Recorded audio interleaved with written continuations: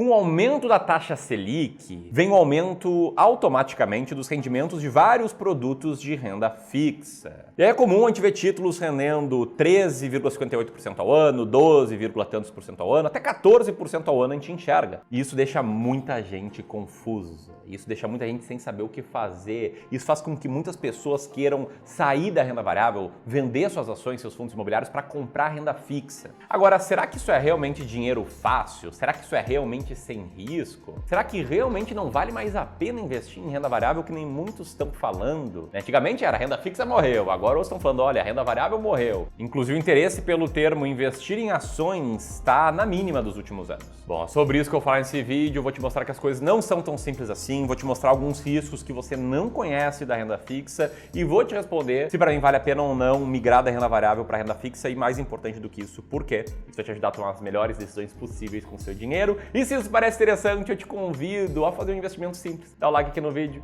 teu like faz com que esse vídeo chegue a mais e mais pessoas, e assim mais pessoas tenham acesso a um conteúdo sério sobre o tema.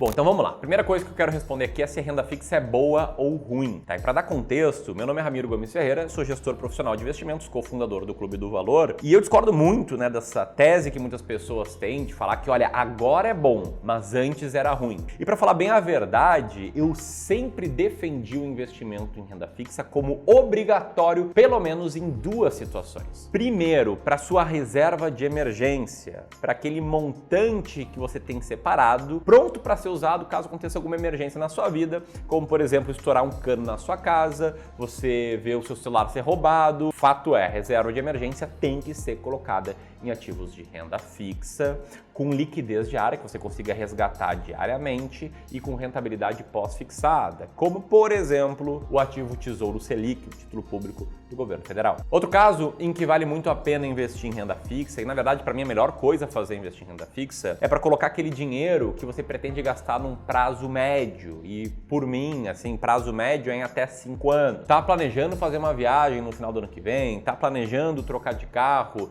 daqui a 2 anos, tá planejando dar entrada num apartamento, num imóvel, deixa esse dinheiro em renda fixa. E aí aqui, como a gente está falando de um prazo um pouco maior, você pode optar por investir em títulos públicos pré-fixados ou atrelados à inflação, ou ainda investir em títulos de crédito privado, né, que são títulos de renda fixa emitidos por empresa. Ponto importante, que eu estou falando aqui não tem nada a ver com o fato da renda fixa estar maior atualmente. Eu falava a mesma coisa quando a renda fixa estava na faixa de 2% ao ano, e se algum dia a renda fixa chegar a 49% ao ano, como sim chegou no passado, eu vou falar a mesma coisa. Para mim, investimentos não é sobre seguir a modinha, não é sobre a melhor coisa do momento, e sim sobre casar os ativos do mercado financeiro com seus objetivos de vida. E se você investe hoje em renda fixa, deixa aqui teu comentário explicando para quais objetivos, para quais prazos, enfim. Comente também um pouco do que você está fazendo com o seu dinheiro, que isso com certeza vai nos ajudar a ter uma troca muito massa aqui entre os clubistas. Agora deixa eu falar sobre outro ponto muito importante, tá? Que é a questão de ser sem risco. E não, em via de regra, quase nenhum ativo de renda fixa é sem risco. Com exceção do Tesouro Selic, que é o ativo com menor risco na economia, todos eles têm algum risco. O primeiro tipo de risco é o risco de liquidez, que é o risco do seu dinheiro ficar parado enquanto você compra um ativo, né? Enquanto você detém um ativo. Dá um exemplo aqui, tá? Pega esse CDB aqui da Caruana Financeira, tá? Esse ativo, você pode ver que o vencimento dele é em março de 2027 e que a carência é sem liquidez. Ou seja, investiu R$1.000 nesse CDB, você não vai tocar nesse dinheiro até o dia 29 de março de 2027. E isso pode não parecer um risco para você hoje, você pode pensar, não, mas é isso mesmo, esse dinheiro eu pretendo gastar daqui a 5 anos. Mas deixa eu te contar uma coisa, tá? A vida é dinâmica, as coisas mudam, muitas vezes os seus objetivos vão mudar. Então toma muito cuidado quando for investir num ativo sem liquidez e com carência. E você pode pensar, beleza, Ramiro, mas eu sei, os títulos públicos eu posso resgatar diariamente. E sim, é verdade, porém, os títulos públicos, e em especial os títulos pré-fixados e os atrelados à inflação, como o Tesouro Pré-Fixado e o Tesouro IPCA+, eles têm outro risco que se chama risco de mercado. Como assim risco de mercado? Tá, o risco de mercado é o risco de você comprar um ativo e ele se desvalorizar no curto e no médio prazo. Para te dar um exemplo, te liga só no gráfico de oscilação de preço do título Tesouro IPCA+, com vencimento 2045. Perceba que o cara que comprou um ano atrás, ele pagou R$ 1.350 por esse título, né? Tecnicamente R$ 1.347, e de lá para cá, um ano depois, esse cara tem R$ 1.132. Ou seja, esse cara está perdendo dinheiro. Significa que ele vai perder dinheiro? Não. Se ele mantiver esse título até o vencimento, ele vai receber exatamente aquilo que a taxa que ele pagou foi contratada. Porque existe uma relação inversamente proporcional entre preço e taxa dos títulos públicos. Então o que aconteceu? Um ano atrás, esse camarada que comprou o título para receber IPCA mais 4,05%. Porém, as coisas pioraram nesse ano.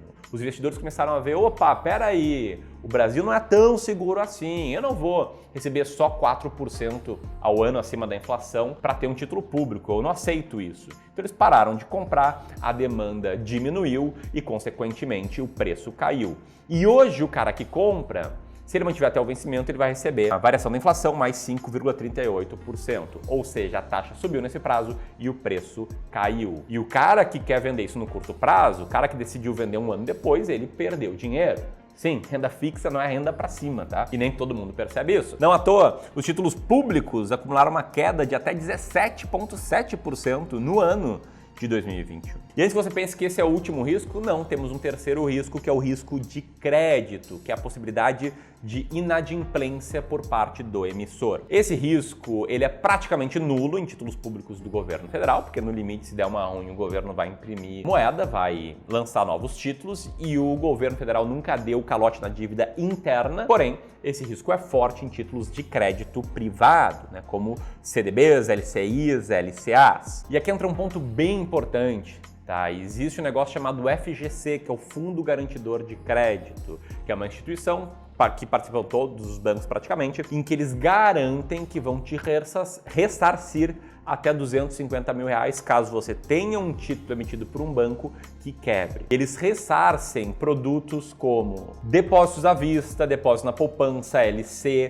LH, LCI, LCA, CDB e RDB, enfim, todos esses ativos que estão aí na tela. E aí você pode ver que, historicamente, vários bancos, várias instituições financeiras já quebraram e o FGC já trabalhou algumas vezes. É importante ressaltar que essa garantia aqui do FGC aumenta um pouco a sua segurança sobre o risco de crédito, mas eventualmente, se um Nubank da vida quebra, ele pode ter dificuldade em arcar com todos os pagamentos. A garantia de um título público é uma garantia muito mais firme. Bom, dito tudo isso, o grande ponto é, vale a pena migrar da renda variável para a renda fixa? Eu já te expliquei que para investimentos de curto e médio prazo, claro que não. Agora eu quero construir uma linha de raciocínio contigo que começa com a seguinte frase: se tá todo mundo fazendo alguma coisa, você não precisa seguir todo mundo. Aliás, você precisa pensar de forma independente. Eu sei, ver um ativo de renda fixa pagando até 14,20% ao ano parece besteira continuar na renda variável. Mas quem me acompanha no Instagram e viu um post que eu fiz lá recentemente, falando de alguns conselhos do Warren Buffett para uma vida mais tranquila, para uma vida mais rica,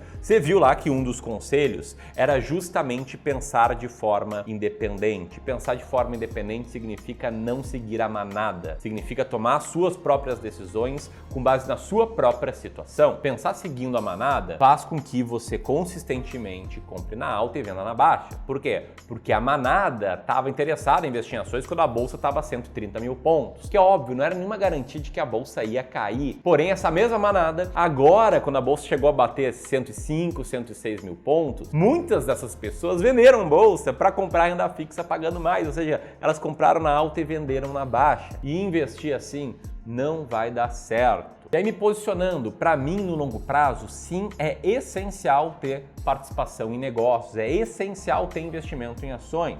Te liga só nesse gráfico. Ele mostra a evolução da Bolsa de Valores brasileira no longo prazo, já descontado da inflação, comparando com a renda fixa. E a Bolsa, entre trancos e barrancos, rendeu mais para o longo prazo. Mais do que isso, te lembra dessa manchete que eu te mostrei? Lá do ano de 1998, o dia em que a renda fixa passou a pagar 49% ao ano. Sim, o Tesouro Selic pagava isso. Sabe o que tinha acontecido naquela época? A Bolsa tinha caído 65% na véspera dessa capa de jornal. E de lá para cá, o que aconteceu?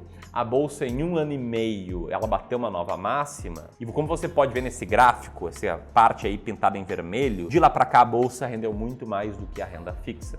Então pense de forma independente, pense em prazos mais longos. Quer uma ajuda? Te liga só como é que é a variação da Bolsa de Valores olhando em fechamentos mensais. Um zigue-zague, anos bons, anos ruins. Agora te liga só como é que é a oscilação da Bolsa se a gente olhar apenas para o fechamento de 6 em 6 anos. Perceba como a coisa é muito mais soft, é muito mais fluida.